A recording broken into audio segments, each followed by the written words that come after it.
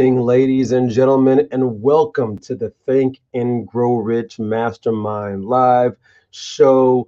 I'm so excited to be here with you all this morning. My name is Dr. Peter A. James. I am the high performance coach, helping you to shift your mindset. And today, I'm asking you to shift your mindset and be a little bit more decisive. As we dive into this Think and Grow Rich book by Napoleon Hill every single week, we ask questions around his 13 principles that he details in this text. And today is going to be a great show as we talk about decision.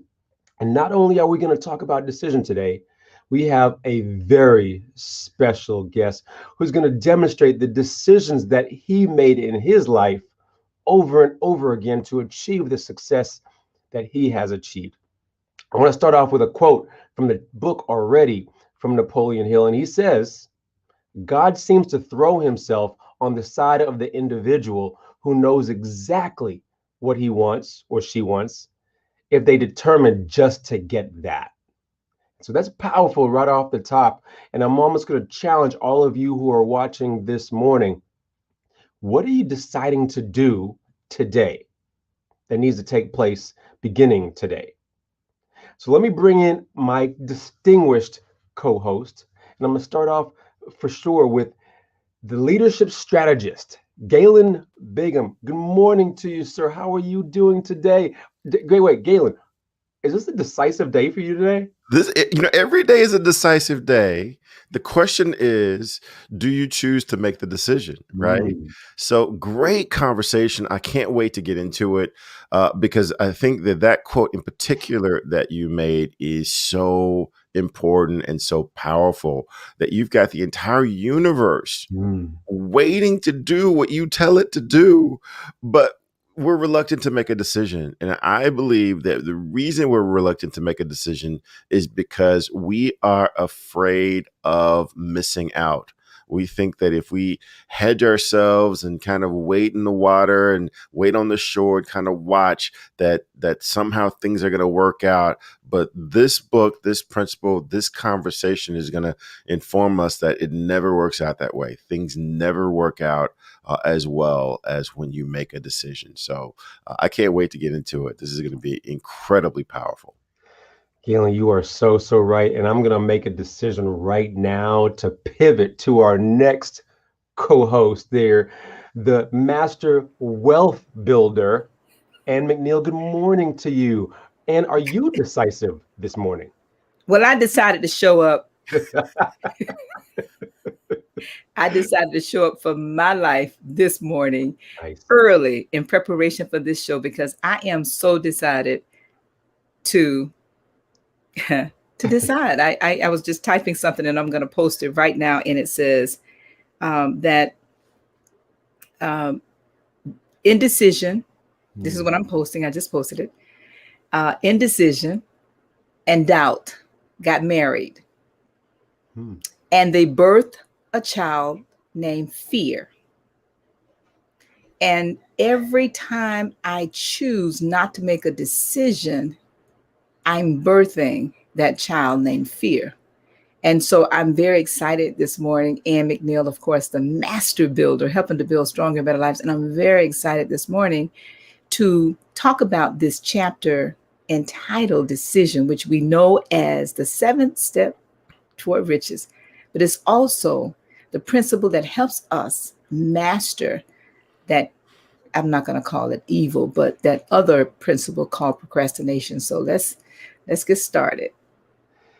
And I love that already. You know what? By you just even making that statement, I started having this image in my head. So indecision and doubt got together. They started dating, and then they got married, and then they had some kids. And the first one they had was fear. Exactly. And so now it's interesting as we reflect on our own lives. How does indecision, doubt, and their children play into your life? Exactly. Wow. And this is powerful already. But we have such a phenomenal show. I want to just get started by talking about our guest. I'm going to tease him a little bit, bring him in, then go back to Think and Grow Rich a little bit, and then open up this conversation for decision overall. So our guest today, ladies and gentlemen, is Earl Cobb. And Earl has had a distinguished career.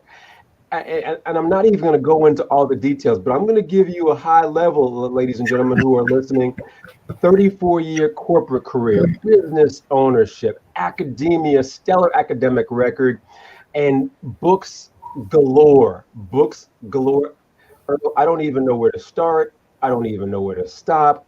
But Earl, welcome to our show this morning. How are you doing today, sir?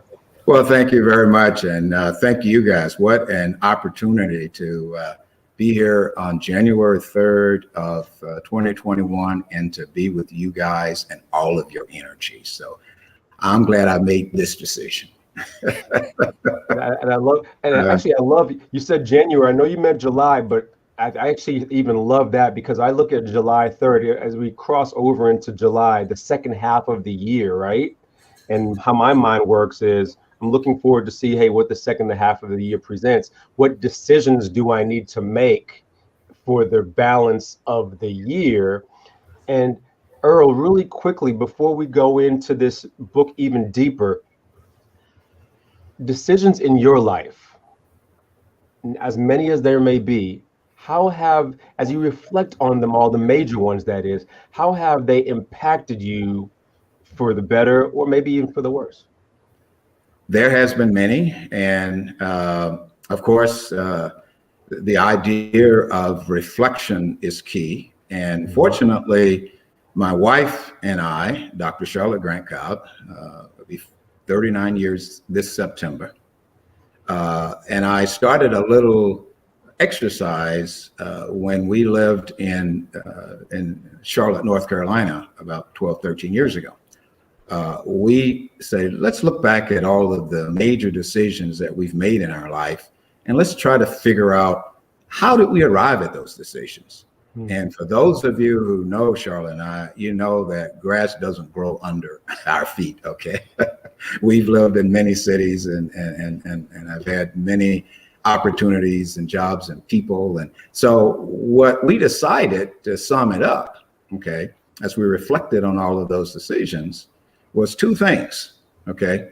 One is that we mutually agreed as a couple every time. And also, we didn't spend a lot of time thinking about it because it fit into our plan. We already had a plan. And also, we understood that you don't get from A to B in a straight line. So we didn't look at every decision as, well, that's my next one.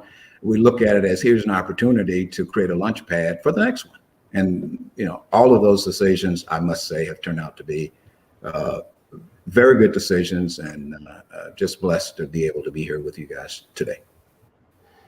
And we're so excited to have you with us as well. I love how you have mentioned not even just the decision there, Earl, but you mentioned also the planning and the strategy that goes on around that. Napoleon Hill does such a phenomenal job and talks about all of these concepts in this book. And as we get ready to look at this video on the 13 steps, I know this has been a major part of your life. This book has been such a major part of your life for so long. Tease this video a little bit for us and maybe give us an idea of what we need to really listen for as we hear these principles. You know, when I first read the book back in 1972, and I remember it well because that was my sophomore year at Tennessee State University, okay? And when I first got it, I just couldn't put it down, okay? Because, you know, I was born in a very small town in middle Georgia, and I had always been an industrious kid. You know, I asked my 7 sisters and brothers. I'm the kid that school started at 8. I'm up at 5. I'm taking the trash out at 6, and I'm headed across the street to school. Okay. In summers, soon as summer's out, you know, I built the best go-karts every summer. I'd spend all my summer building a different go-kart, okay, because my dad had multiple jobs. One was a carpenter, plumber, do it all back in those days. And I'd get up early because I'd go to Dad's truck and I get the tools that I need that day to do what I was planning to do. That planning already there at an early age. And the thing about it is that it didn't really touch me in terms of having the kind of support that I had, okay, until one day, and I probably was 9 or 10 years old, my dad came home and said, Earl, where's my screwdriver? So I looked as if, well, he said, that's okay. Are you done with it? And that sort of was a key, okay? And if I go back and look through all of the 13 steps that Napoleon Hill laid out, they aren't just steps. You know the words. I mean, you know decisions and perseverance, but it's how they're organized and how they step through a level of thinking. Because as I've learned over the years, particularly in my research in the types of writing that I do, is that most of our things that get in our mind subconsciously, not consciously. Okay. Mm-hmm. And he sort of brings that out so you understand what's back there and gives you the opportunity to throw out the things that aren't going to be healthy for you and to put in those things that will be good for you. And once you put them back there, they're there. They are there. Ann McNeil, can you take us into the video today? Listen, I'm so engrossed in this conversation that I listen. There's seldom am I speechless. Today is one of those days, because Earl, listening to you talk about the 1972, and for those that know me, you know I'm thinking about 1979, 9 p.m., making the decision. Wow. So as each of you listening to this podcast, it does not matter if it's live or in the future, walk with us through these principles that would give you an idea that if you start with a decision, just start with a decision. And then when you think about a decision to do what, as we listen to these principles, Napoleon Hill tells us that the first step is your desire. And as you listen to the video and you think about your desire, what is it that you really want? How much of it do you want? And then you think about your faith that is required. That's what Earl was saying to us. These principles are like a step ladder. You can't start at the top. You got to start at the bottom with desire. But from desire, you go to faith. Do you really have the faith? Are you willing to build the faith that is required? Then from that faith, you're going to go to your auto-suggestion, the programming of your mind from your desire affirmation statement. Then from there, what specialized knowledge do you need in order to achieve your desire? Then the imagination that comes up from that specialized knowledge to give you the tools that are required to attain your desire. But what about the plans, the organized plans? And then the decision to act on those plans, the persistence that it requires to pursue and persist with the spirit of excellence toward that desire. And of course, you need to have a mastermind group to hold you accountable. And don't forget about the mystery. Yes, that mystery called sex transmutation. And from there, the power, and Earl talked about it, the subconscious mind, your brain, the sixth sense, and that would take us into the video. So walk with us as we walk with you through this video. Number 1 is desire. Napoleon Hill said that everything starts with a burning desire, a compelling reason for doing what it is we do. Step 2 is faith, having belief in our ability to attain that which we desire. Step 3 is what we call autosuggestion. Autosuggestion simply means being very intentional about the things that we are pouring into our thoughts, into our brains, and into our consciousness. Our brains, our minds will receive everything automatically. But we have to work extra hard to make sure that the positive things are what we are feeding ourselves, because those positive thoughts are going to turn into positive actions. Step number 4 is specialized knowledge. No one person knows everything, even about whatever their particular area of expertise might be. And the value of the MasterMind principle is using the specialized knowledge of other people. Step number 5 is imagination, the workshop of the mind. Everything starts with our imagination and our thoughts, the burning desire to transform those thoughts into our reality. In order to do that, we have to take a look at step 6, which is organized planning. That is how we crystallize our desire into action, organizing ourselves. Having the thought and not acting on the thought isn't going to get us anywhere. We have the thought, we go through the organized planning to transform that thought into action. Step number 7 is decision. What Napoleon Hill said is the mastery of procrastination. Napoleon Hill said that the antidote to procrastination is simply to make a decision and then move on that decision. Step 8 is persistence. We have to have a sustained effort which is induced by our faith in order to achieve our goals. One of Napoleon Hill's books I love, even the title, 3 Feet from Gold. Those people who became rich during the gold rush in the Wild Wild West days didn't do that because they were necessarily smarter or had better information than anyone else. It's because they stayed just a little bit longer. Sometimes people left when they were just literally 3 feet from gold.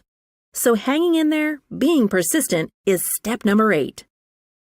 Step number 9, the power of the mastermind, the driving force. None of us can accomplish anything on our own. Everybody, I don't care who you are, from the most prominent person to the person who might be considered the lowest on the totem pole, everybody has someone who helped them get to where they are. And the power of the mastermind is being able to use those influences around us, use the thoughts, use the knowledge, use the exploration of other people to help us in achieving our goal. Step number 10, the mystery of sex transmutation. This title can be a little confusing, but essentially what the mystery of sex transmutation means is that we oftentimes in our society think of sex as being purely physical. It is absolutely physical. But what Napoleon Hill teaches us is that sex also has an emotional element, and that sex is the strongest of our desires. That if we can take our sexual energy, transform that into positive, creative influences, it can propel us to new heights. And so we spend quite a bit of time talking about the mystery of step 10, which is sex transmutation. Step number 11 is the subconscious mind, which Napoleon Hill tells us is the connecting leap between our human mind and the infinite intelligence, the source of all thought, the source of all creativity. Conscious mind, we spent some time talking about how we use that through the influence of autosuggestion and what we're feeding into our mind. Step number 12, which is the brain, the broadcasting and receiving station of thought. Final step number 13, the sixth sense, the door to the temple of wisdom. This is the final step through which infinite intelligence may and will communicate voluntarily without any effort from or demands by the individual. The principle is the apex of the philosophy. It can be assimilated, understood, and applied only by first mastering the other 12 principles. These 13 steps are the backbone, the spine of this book, Think and Grow Rich. For those of you who are very new to the show or new to this text, these 13 steps are really are what everything else springs from. And I want to make sure that I acknowledge all the individuals who are with us watching the show today, who are on YouTube Live, who are on Facebook Live this morning. Good morning to you. I see you, Misty. We see you, Laverne, Tashana. Good morning to you all. Ruby, who else? Johnny Lloyd, good to see you for sure. Regina, good morning to you. Aaliyah, good morning. Galen, a lot of people listening in to these steps, listening in to see how decision can play a role in their life. So Galen, I'm going to pass the baton to you because Earl has laid out just a path that was a success for us that he has achieved in his life. So definitely, what are your thoughts? Any questions for him as we move forward? Yeah, this is going to be a great conversation, and I think it always this chapter always brings me back to something that Steve Jobs said, that everything connects looking backwards. Right? When you look back, you can see how the dots connect, but when you're in the middle of it, when you're on the other side of it, it seems like everything is so massively important. And one of the things, as I think about my own corporate career, the things that I thought was important then, come to find out they weren't as important as I thought. And the Mhm. things that I thought were really, really insignificant, that made all the difference in the world. Yeah. And so I'm curious as to how that translates to your life, and how you view decision making now. Knowing that, I'm sure things over your 34 career, as you look back, things that you thought were really, really important, big meetings, big presentations, important people, come to find out they didn't really matter as much as you thought at the time. But it Mhm. was those small things. It was that meeting. It was that conversation. It was that comment that you made to, your future wife, that made all the difference in the world. Right. One of the things that really resonates when I reflect back that I didn't think of at the time was really the feedback that I actually receive from people that I helped, or people that are mentored, or people that were affected by my decision. I mean, as you know, as you progress up the corporate ladder, it gets lonelier and lonelier in terms of people that you can really be candid with, and you've got to keep everybody focused and motivated. But I just think back on some people that were just instrumental, and the decisions that I made based on my trust in myself and my ability to achieve it. Okay, which gets back to this idea of just having a good plan and being persistent. And quite honestly, when I look back, in fact, I have friends and people I've known for years, and frat brothers, and we all go our different ways. And sometime when we get together, I'll just stand back and look at them and just see how different we are, but how much alike we are. That everyone landed on their own star. Everyone landed, where they were supposed to land. But the most important thing is that it seemed that everyone was pleased and satisfied and had a completeness in their life because they felt comfortable in reaching their plan. So the idea of things that you hear, small things that may come out during the career, I think the key is when you begin to get to a position to where you can, consciously look out and touch and feel and get to put in perspective others and others' feedback and others' comments, because that's the key. You don't need that to make the decision, but it certainly allows you to reflect on how important that decision was. Yeah, one of the things that I'm often drawn to in this particular chapter is when he talks about you have to be willing to make decisions quickly. And I heard you talk about this earlier. Make decisions not necessarily based on analysis, but allow the analysis to kind of inform your decision, but make the decision quickly and then be willing to change it slowly. That seems to be the opposite of what I see a lot of people doing. We have a tendency to want to procrastinate and to use analysis and consultants and all this other information to be our reason for procrastinating. How has the ability to make quick decisions and leverage and lean on your gut, how has that affected the success that you're having today? Oh, it makes life so much easier. Okay, it just makes everything so much easier. And I, believe that what has helped me was my undergraduate training in electrical engineering. When you have to get down into the fundamentals of so much about nature and so much about how things really work. You know, I walk into a room and, you know, the average person turn on a light switch and it goes lights on. You know, in my mind, I see electrons flowing. Okay. I mean, and when you get all of that embedded, just as making decisions, if you know what you know, and you know what you don't know, okay, then it's a lot easier to feel comfortable with making the right decision. Okay, most people, and I say most, in my experience, and the people that I've worked with and people that have worked for me, tend to overthink, tend to want to find something that's not there. And a lot of it is because you didn't start out, you know, and your discipline or whatever you're trying to achieve, you didn't start out truly understanding what it would take to get there. I knew that to get from engineering to project management, not only did I have to learn the discipline of project management, but I had to had to feel like, now what would I feel like when I become a project manager? Okay. And once I got that feeling, that's the comfort. Now, what would I move from project management to a vision manager? What would it feel like to be, you know, and I remember I had a mentor who was very instrumental. He's also a Tennessee State graduate, Napoleon Humbuckle. Okay. He was the guy that was instrumental in getting me into Motorola back in 1979 when I had just spent 5 years in engineering and realized I wanted to go do something else. And I quickly made the decision to move from Honeywell and computers to Motorola project management. Never looked back, never had to.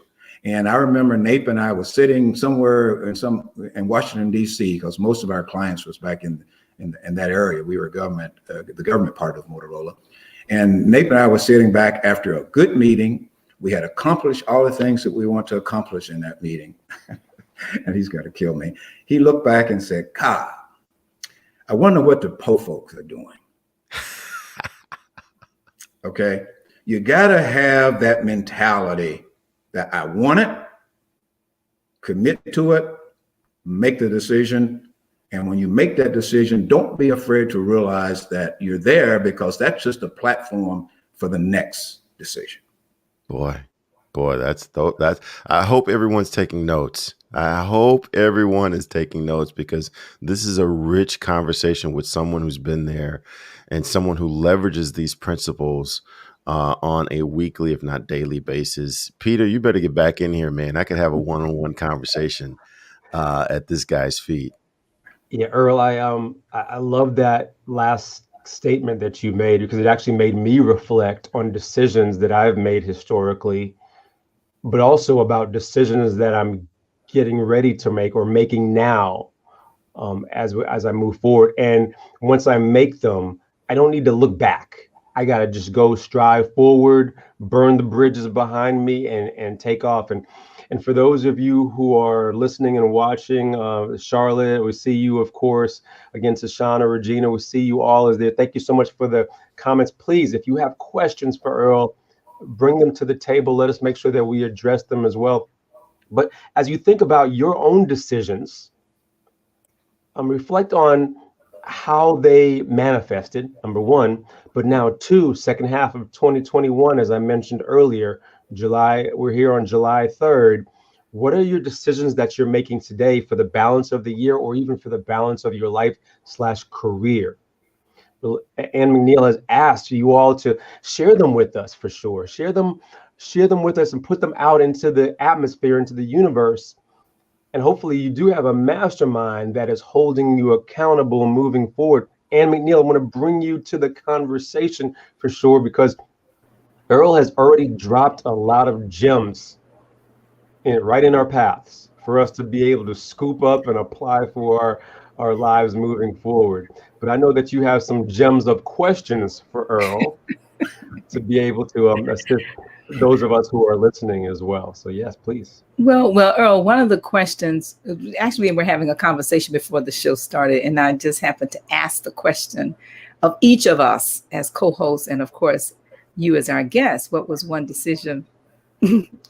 I'm laughing because I'd like to ask you to share that with the guests. And I mentioned I'm wearing this pin. I don't know if you can see that. It says, I'm wearing a pin that says NABWIC, and that stands for the National Association of Black Women in Construction. And many years ago, that was a decision that I made But it took me about 10 years to make the decision. And oftentimes I reflect on many people that I did not connect with during that time. But you shared before the show started, when I asked the question, you went back to uh, asking your wife to marry you. So can you share that experience and the decision that you made to do that and the impact of that decision? Because that's what this is about. Many of us, and rereading the story of the decision principle and the founding fathers and the decision that they made that was life or death. But this decision may not be life or death, but this decision might impact the lives of others. And so can you share with us uh, that decision and the impact you feel it has made in your life? Sure, sure. Now, for those of you who've read the book and Decisions, you know that this is a timely Napoleon Hill topic today as we're celebrating the 4th of July and Independence Day. And if you recall in your reading, right at the end, after the draft of the Constitution, a decision had to be made. And it really was a commitment by all of the 56 people that was at that constitutional convention to sign. And each of them realized that they just weren't signing to say, I was here, or just signing to say, I'm agreeing to have to do whatever the British government does once we say that we are rebelling, okay? But it also meant that there was the risk that you were signing away your life. Mm-hmm. Well, September 4th of this year, I would have signed away and made a commitment to a lady named Charlotte Grant, who's now Charlotte Grant Cobb, PhD, by the way. And when we were talking before the show about how decisions work, Anne was so astute to recognize that we make decisions that at the time you may not realize the impact of that decision. It may be years later, and you can just stand back and see all of the branches that have grown from making that decision. Well, when the reason I say when Charlotte accepted me as her husband was because during that time, I was, reaching the peak of my career at Motorola. She was very active. She was a stockbroker, a banker in her activity. And we went down to visit my parents. I was born in a little town in middle Georgia called Vienna.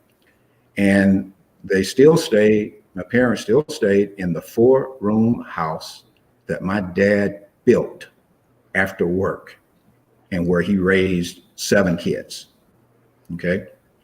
And as we spent time with my mom and dad there and saw us hoovering around this little gas heater at night, I reflected back upon the times when I was growing up in that house. And at night, I go bring in the coal, but back then we had coal. And then when we go to bed, me and my brothers would get in one bed, my sisters would get in the other room, and we put all these blankets on us just to stay warm. And just me reflecting on that, and having a wife like Charlotte to start the discussion, we decided, to make a long story short, to build my parents a new home. And it turned out to be just not an act of things, an act of what we did. It turned out to be a process. And it was a process, a decision that we made that contained a process that not only affected mom and dad, we think they lived 20, 30 years longer, okay, because of that new house that they were able to live in the last years of their house, but also the relationships with my brothers and sisters. And then when I think about all of the good times that we had in that house, I think about the nieces, the nephews that now have their own kids, and so that story to me says the genesis of all of that, okay, happened on September 4th, 1982, when I said, I do. Wow.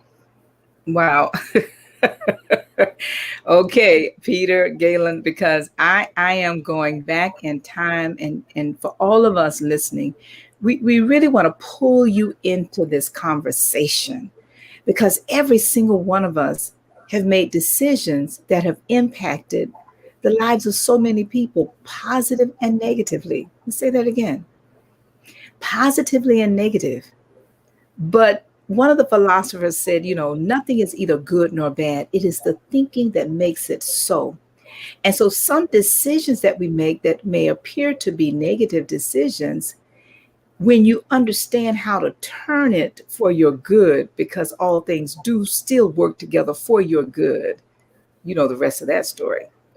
But being able to understand the power of every decision you make, like showing up today. So we're going to challenge and ask each of you listening in, put in the chat a decision you need to make or a decision that you've made that have impacted others. But Earl, I want to go back to a question, a comment, actually from your wife that she put the chat, and I think you can see it about the youth, because I think so many youth are making decisions, and I totally agree with her question.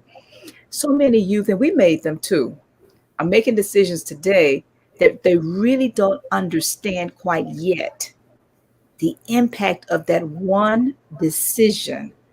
So she'd ask you to comment on that. Yes.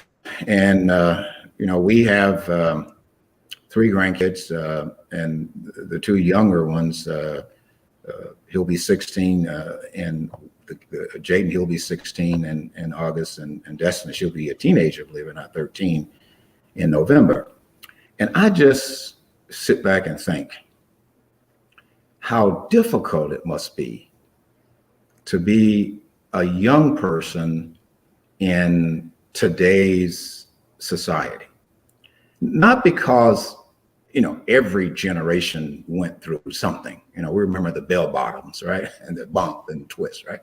But just think about it, that,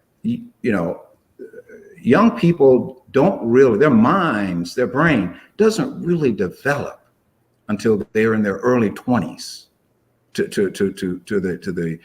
the level that they will expand and capture all of who they are. Okay. And what the young people are facing today is all of these influences. Okay. I mean, right now, when I call some of my friends and we talk about it, even my 68-year-old brain is beginning to get tired of all the influences. And can you imagine what young people, teenagers, or people in their 20s or having to sift through if you realize the fact, okay, as one of my favorite authors, okay, Dr. Daniel Kohneman, the famed psychologist, says, is that when someone asks us a question, we respond.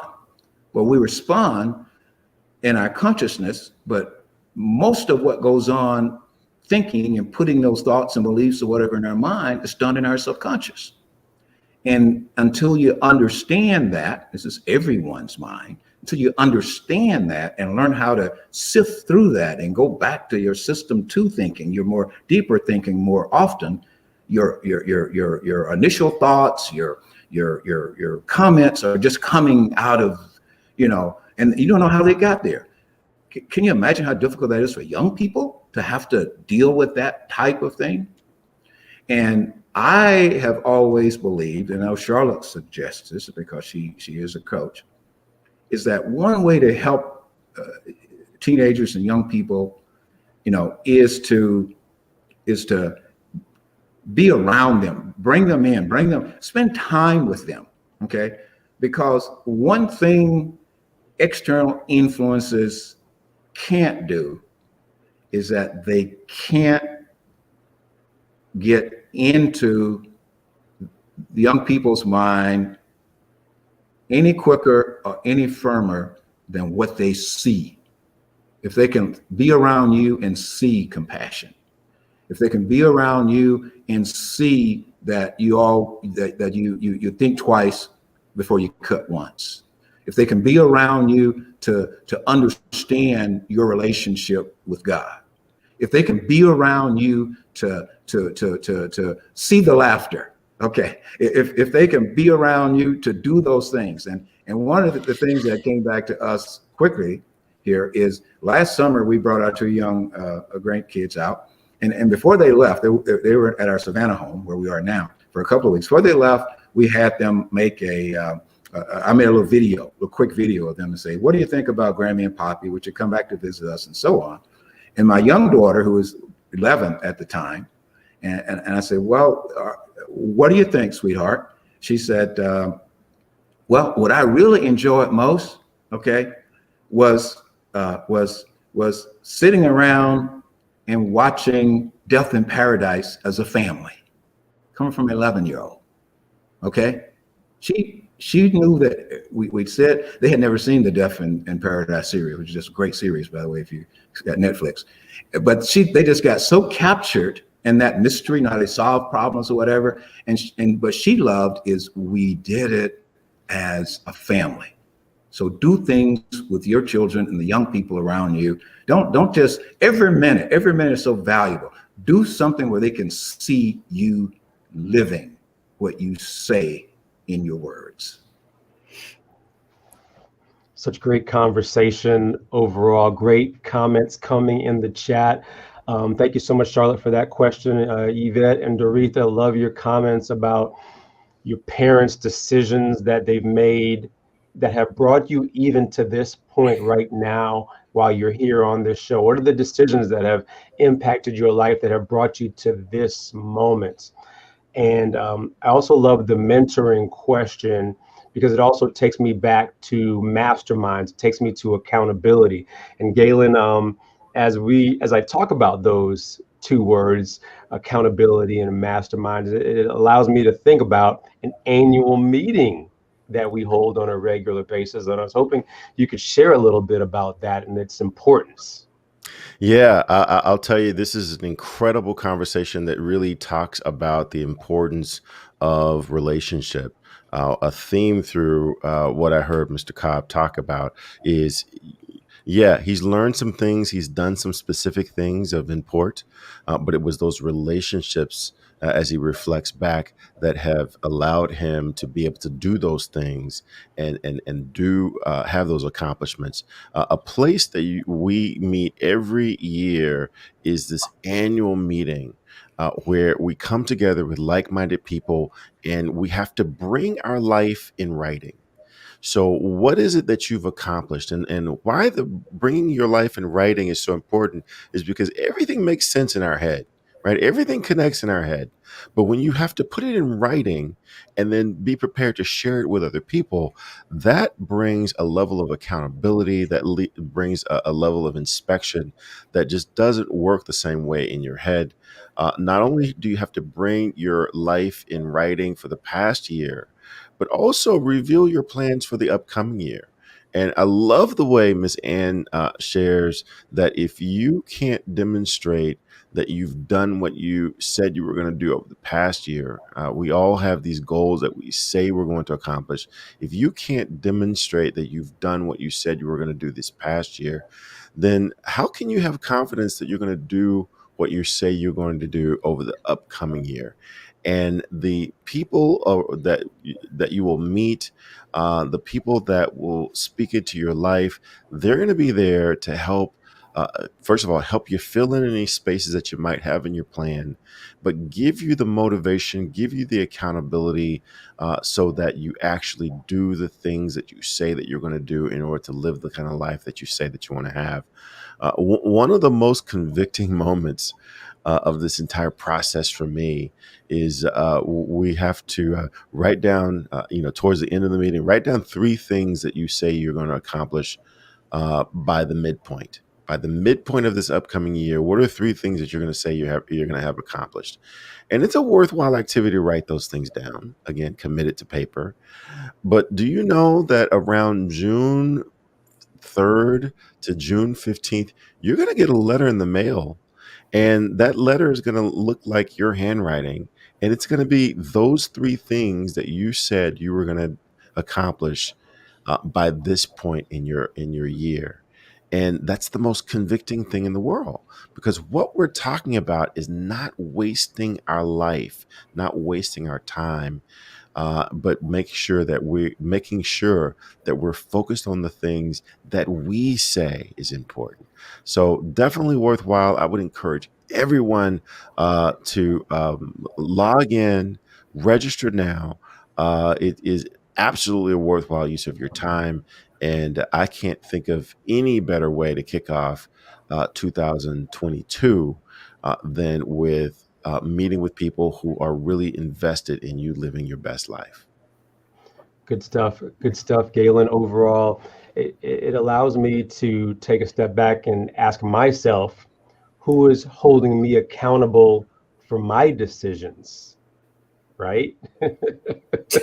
Yes, she is holding me accountable for my decisions for sure. Uh, And and so now all of you who are watching, right? Who is in your circle that is also holding you accountable for your decisions, Let's right? ask them to put it in the chat. Put it in the chat, Oh, yes. the name in the chat. We're holding you accountable right now, Yeah, ladies and gentlemen who are watching.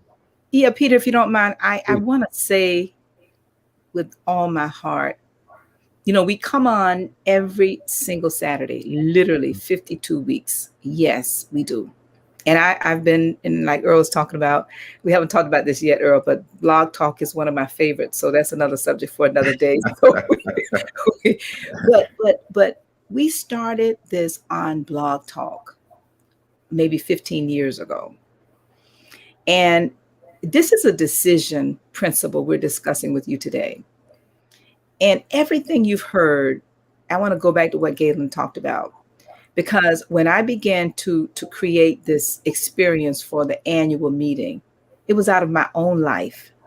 Every single line, every single area, spiritually, financially, family-wise, my health, my education, my personal development, the businesses, the recreation, creativity, and civic areas, 5 years, 10 years, 15, 20. I'm in my 40th year right now. But what if I did not make that decision? What if I didn't have people who were holding me accountable? That first set of mastermind groups, 10 people, then 100. And I cannot, I just don't want to leave this show. Earl has shared some gems, and I don't want us to leave this show with you listening to us like many of you do every Saturday without making a commitment to yourself and to those people and those dreams that only came to you. Only you can give them life, yes. or they're going to die with you forever. So what decision must you make today? Earl has a date in his mind. He gave that date, the date he met his wife, and she said yes.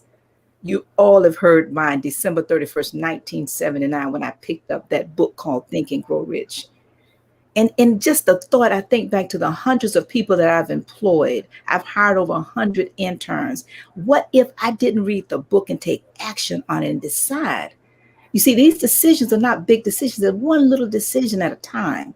And so I'm not hosting the show, but I just can't get off of this in talking to each of you that's listening, and even all of us that's on the show.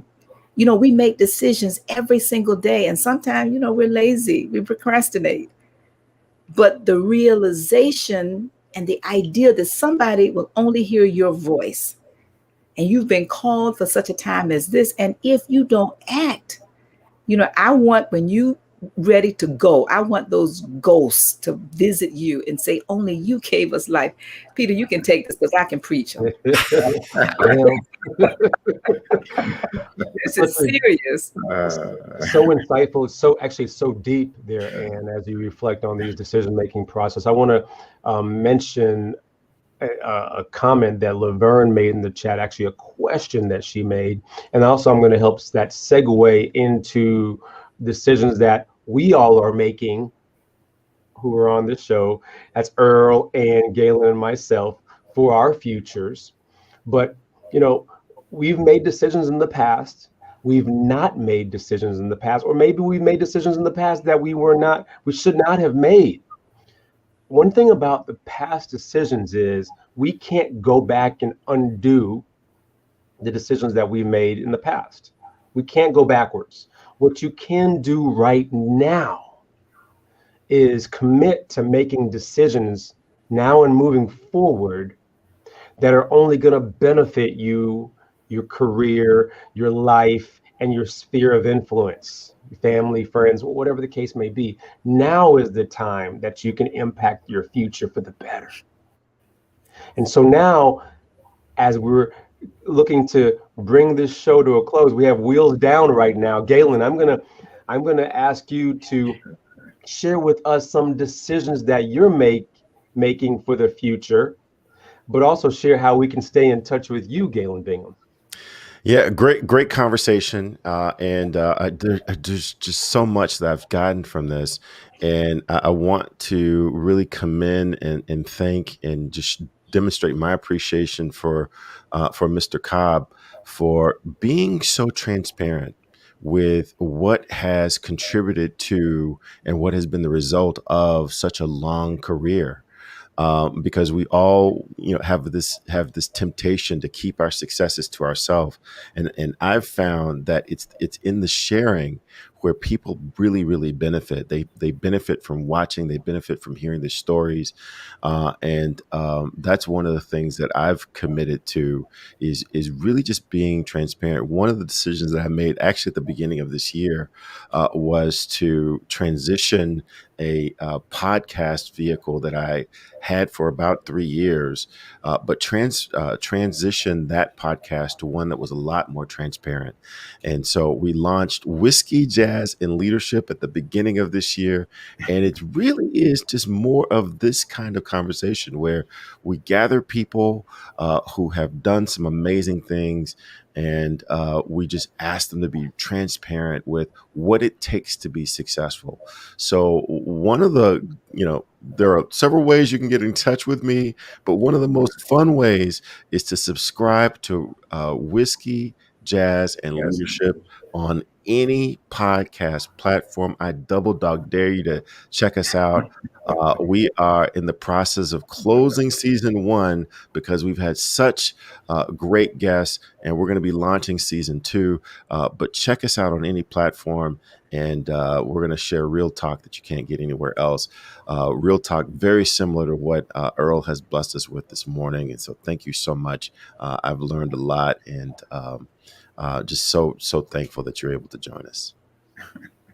Love that decision you made about Whiskey, Jazz, and Leadership, Galen. We are holding you accountable to blow that thing out of the water, for sure. And McNeil, decisions that you're making, and how do we stay in touch with you?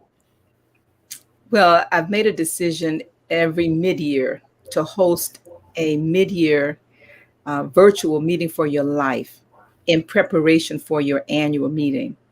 And we're hosting that this year on July 31st, 2021.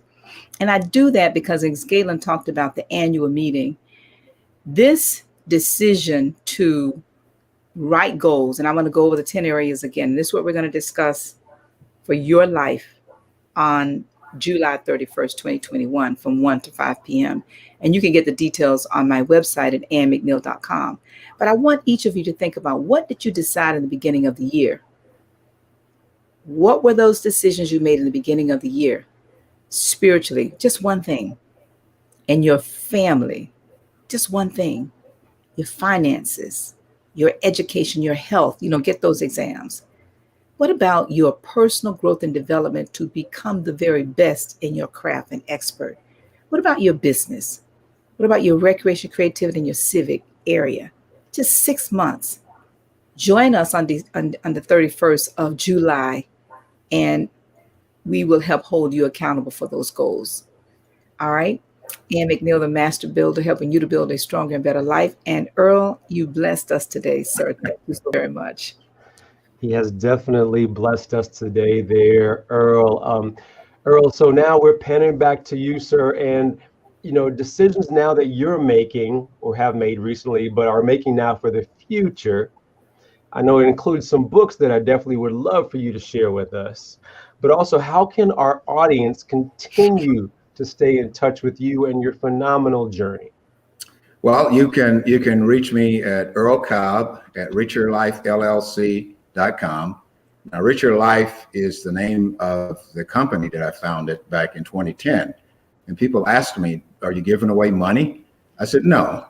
Our Richer Life means a life full of good decisions, financial security, great relationships, loving family memories, and a feeling of completeness. And last year, as we were sitting in the pandemic here in our Savannah home, my wife and I asked the question, why is it so hard? Okay. And we started writing a manuscript that we completed about actually a couple of weeks ago. And it's why is it so hard becoming a people person in the post-COVID-19 era? And by people person, our definition or our characterization is that a people person is an individual who acts daily upon the belief that the pinnacle of human life is not anchored in misinformation, egotism, tribalism, hatred, jealousy, or selfishness, but in one striving to bring out the best in oneself as a human being and respecting the uniqueness and humanity of others. So our journey, one part of our journey from now on, is to strive for us and for as many people as we can to become a people person. Loving that, Earl.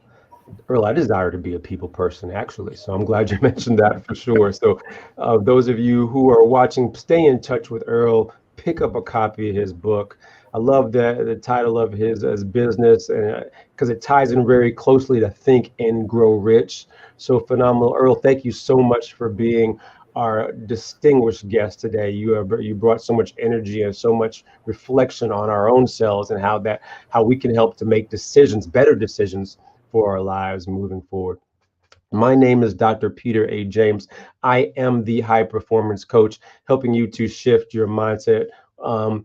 We've brought to you another Think and Grow Rich Mastermind live show today. And I want to finish off by asking you all, what decisions are you making in your life today, moving forward? Who is holding you accountable? And we've identified ways that you can get accountability partners here. Decisions that I make, I reflect on the decisions that I'm making right now, whether it is my 21st century leadership development and a mastermind series that I'm implementing beginning next month. For those of you who are interested in leadership development and also to be held accountable in a mastermind environment, please make sure that you sign up. Take a look at the link that is in the chat right now.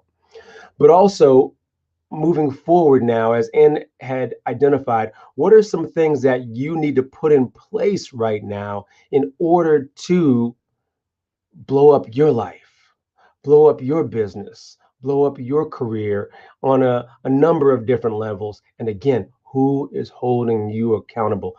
Galen and Ann are both holding me accountable. So now I have to ask you, who is holding you accountable for your decisions? If you'd like to get in touch with me, you can find me on any social media platform at Dr. Peter A. James. That's at DrPeterAJames, or at shiftyourmindset.com. And Earl, again, thank you so much for joining us this week.